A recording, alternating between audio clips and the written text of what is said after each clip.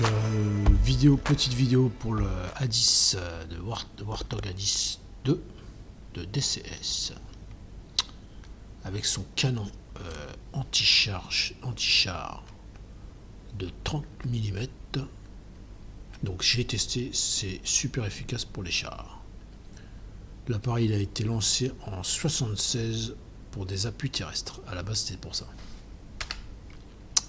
Donc ce qu'on fait, c'est alignement INS, ici, test, démarrage, la procédure.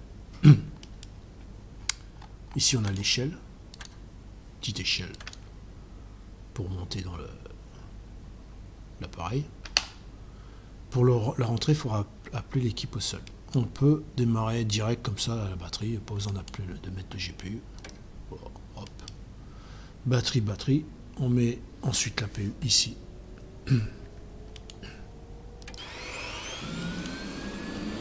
Voilà, l'APU c'est là. On attend que ça stabilise un peu, là, 100%.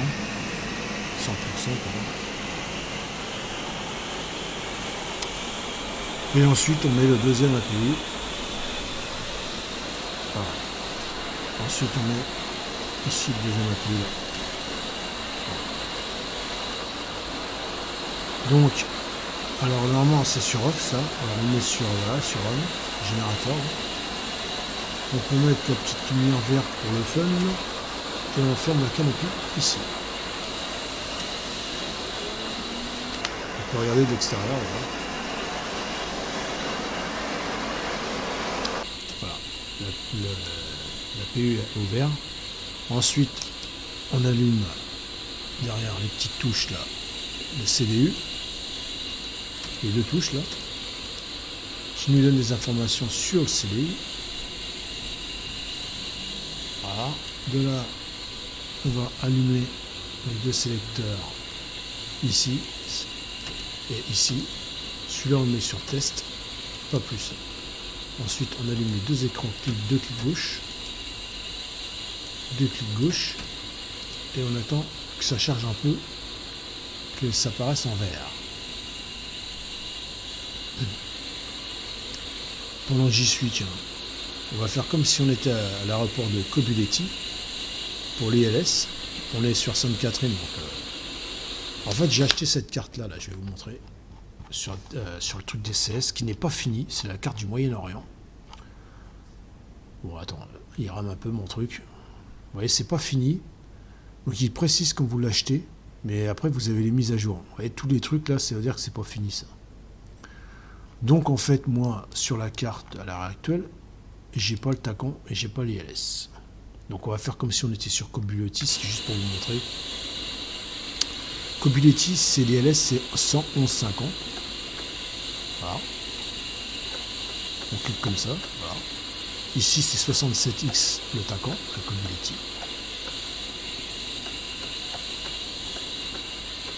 Et ici, vous avez on le met en mode TR, c'est-à-dire que transmission-réception. Ici, c'est le volume. Donc, pourquoi on règle ça dans le décollage? Parce que si vous faites un QRF, c'est-à-dire que si vous revenez en urgence, tous les paramètres sont réglés. Donc, une fois qu'on a fait ça, alors ensuite, voilà, donc le panneau est apparu. Vous avez les petits cercles de chaque côté. On fait un load ici, load all.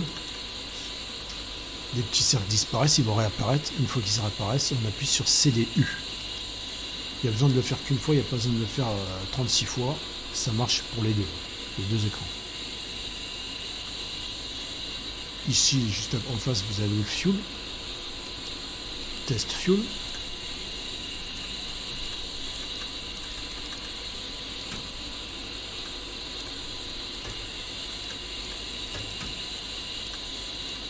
Bon, j'ai pas fini l'initialisation, c'est pour ça que ça marche pas. Ici, si vous avez des bidons sous les ailes et sous le fuselage. Sous les ailes, sous le fuselage. Bon, on s'en fout, ça marche pas. Donc voilà. Là, les cercles sont revenus, donc on se met sur CDU. Ce qui fait que T égale 2248, c'est l'alignement. Nous, il nous faut T égale 4008. Une fois que vous avez ce chiffre-là, vous appuyez sur NAV. Ce qui va vous donner un astérisque ici. et l'appareil est aligné. Si vous le faites avant comme moi j'ai essayé, ça va marcher. Et vous ne pourrez pas mettre par exemple le TGP, vous aurez des problèmes avec les bombes, etc. etc. Donc il vaut mieux attendre. En attendant, on peut tester le casque qui se trouve ici. Pour le tester, le casque il a sa propre batterie pour éviter de consommer de l'électricité de l'appareil. Donc on le met sur batterie. Évidemment j'ai mis de l'autre côté. Et on regarde à l'horizon pour voir si ça marche. Donc tout marche. Voilà. Impeccable, tout marche. On a testé. On remet sur on. Quand vous l'utilisez, vous mettez sur on. On peut tester plein de trucs, hein. Il y a plein de trucs à tester. Il y a l'oxygène ici. Voilà, on peut tester l'oxygène. Bon, tout n'est pas rentré, c'est pour ça que ça marche pas encore. Donc on est bientôt à 4008. Je vais vous montrer vite fait un truc en attendant. Ici vous avez le pilotage. Alors, attends. C'est pas évident j'ai mal fait mes vues moi, mais ici vous avez le pilotage auto. Donc ici c'est pour le cap, ici altitude cap, ici altitude. À chaque fois que vous mettez un sélecteur en marche, vous appuyez ici pour engager le pilote, sinon ça ne marche pas.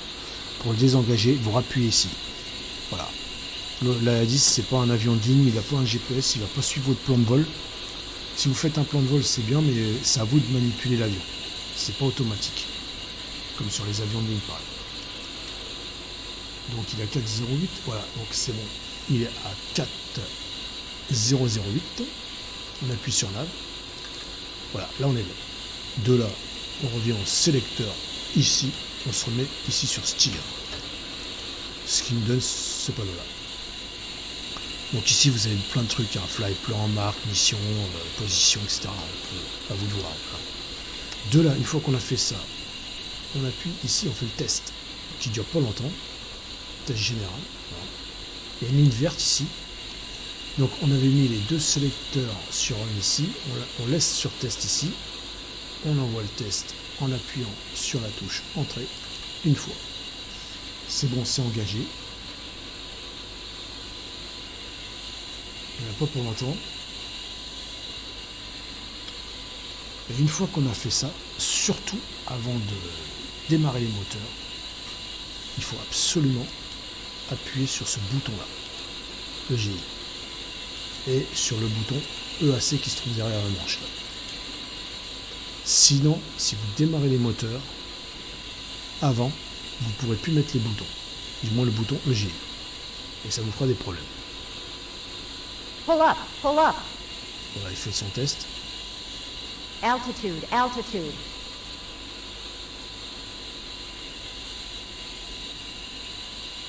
Donc le test est fini, donc ça nous donne ce tableau-là. On appuie une fois sur entrée.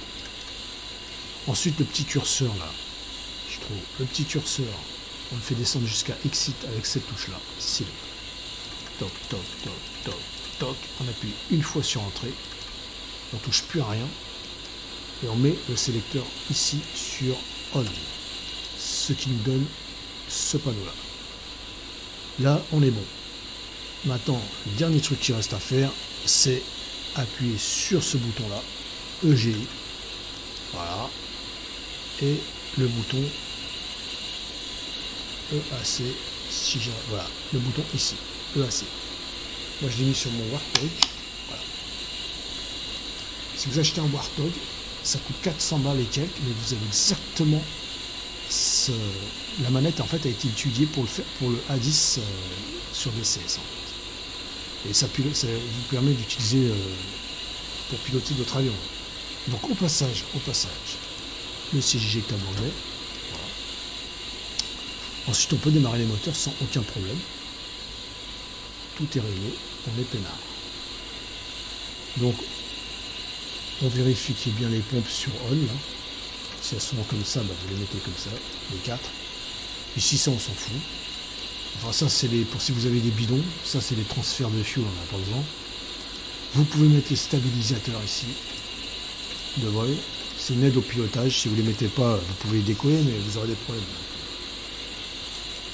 Ensuite on peut allumer les radios pour faire la demande de la mise en route. il y a 3 ou 4 radios. Radio, alors ça c'est pas opérationnel, ça c'est pour les conversations, pour pas que les ennemis détectent les conversations en fait. Mais c'est pas opérationnel sur les CS. Radio de secours, radio 2, radio 1, radio 2, radio 3, radio 4. Donc on utilise celle-là. On se met sur boîte, ici on se met sur sol, ground. Ici on se met sur terre, transmission réception. Ce qui nous donne évidemment le truc de Kobileti, parce que j'étais à Kobileti il y a pas longtemps. Donc ici la radio ici c'est 118.50. Alors je vous montre un truc. Là je cherche la radio, il n'y a rien. Ouais. Si je règle, parce que c'est opérationnel, si je mets 118.50 qui correspond en fait à la TC ici, 118.500. Ouais, la TC, il n'y a que la TC, toi, oui, le reste ils l'ont pas encore fait. Donc qui correspond à la TC, 118.500. Et ben ça marche. On appelle la TC. F5, vous voyez, là-haut, ça marche. 118.500. On appuie. Demande de mise en route. Infield 1-1, request startup. Infield 1-1. Et voilà, c'est bon. On a l'autorisation. Au passage, ici, c'est pour en cas de décrochage d'urgence. Lumière, ça c'est aide au pilotage en cas de panne. Ça c'est transpondeur, ça marche que dalle. Donc voilà, on peut alors avant de décoller, on peut mettre l'anti-collision ici. Alors moi évidemment je l'ai mis sur mon Warthog, c'est pour ça que ça fait comme ça. Si vous mettez sur le Warthog et ensuite vous faites comme ça manuel, ça revient. Voyez. Donc là c'est bon, on peut faire un cut-off ici, on soulève la manette. Voilà, on la remet comme ça. Et là ça démarre. Ici vous avez la pression d'huile, les RPM, température. Pourquoi il est sur off là? Alors il est sur off parce que j'ai oublié de mettre sur un vecteur. Voilà. Et là il est plus sur off. J'ai fait une erreur. En fait, quand vous mettez l'API, il faut mettre ça aussi.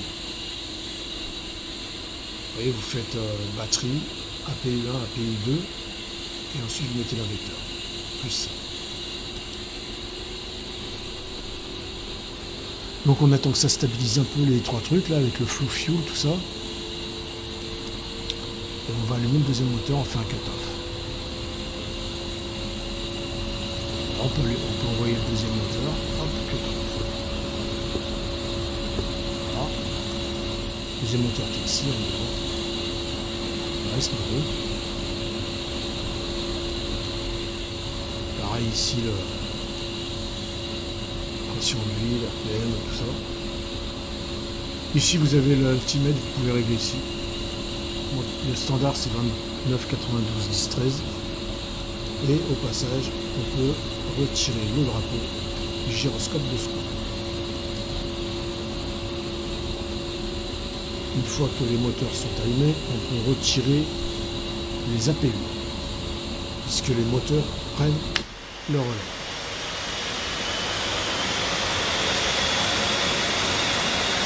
De là, on peut dire à l'équipe de sol de remonter l'échelle.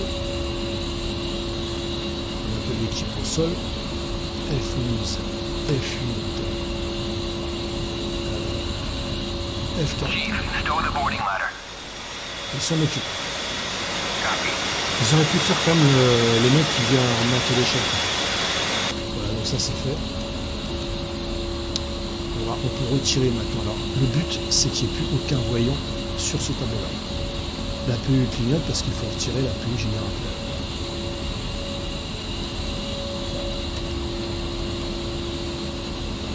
Donc là, il n'y a plus de voyant.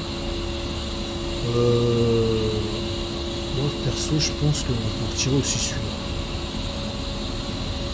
La PU start. On pourrait démarrer comme ça. Hein, sinon, on peut faire ça. Et c'est les moteurs qui prennent le relais.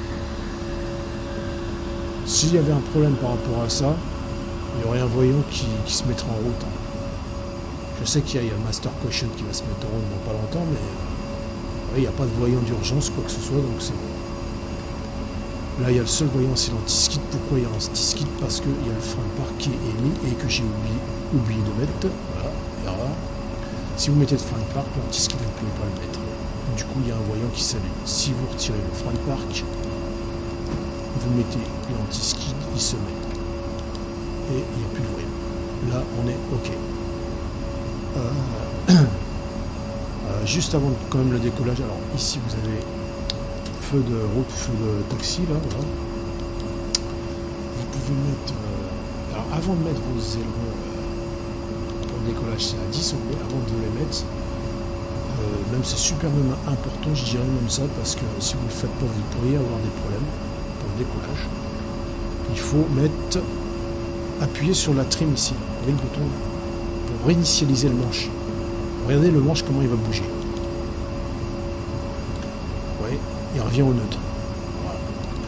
Vous faites même 2 ou 3 fois. Ouais. Comme ça, vous êtes peinard pour décoller. La trim n'est pas engagée. Donc là, je crois qu'on est bon. On peut mettre le feu. Alors là, à partir de là, on peut mettre les flaps sur 10 pour le décollage. Voilà. On peut mettre le petit miroir là. Et on peut mettre les flashy. Voilà. Et je crois qu'on est bon. Là, on regarde bien, il n'y a plus de voyants. Voilà. Quand vous décollez, vous mettez la roue de nez MWS là, pour bloquer la roue de nez, là, vous voyez, ici là. Avec cette touche là. De toute façon, je vais faire d'autres vidéos avec cette touche là, voilà, le train avant. Par contre, quand vous arrivez à 70 nœuds, vous la retirez. C'est la procédure standard. Donc je pense qu'on est bon. L'avion est prêt pour démarrer, tout est clean. En fait, ce qu'il faut retenir, c'est surtout de armer le vol, de armer l'avion, de faire le plein d'essence, de faire les réparations avant de faire l'INS. Parce que sinon, si vous faites le plein, vous faites l'INS et ensuite vous chargez l'avion, tout ça, ça va dérégler l'INS. Donc il faut le faire avant l'INS et ensuite vous faites le test de ça là et vous vous appuyez bien sur le GI et le AC avant de démarrer les moteurs. Et ensuite, avant, pour le fun, vous pouvez, enfin pour le fun, vous appuyez sur un reset stream là.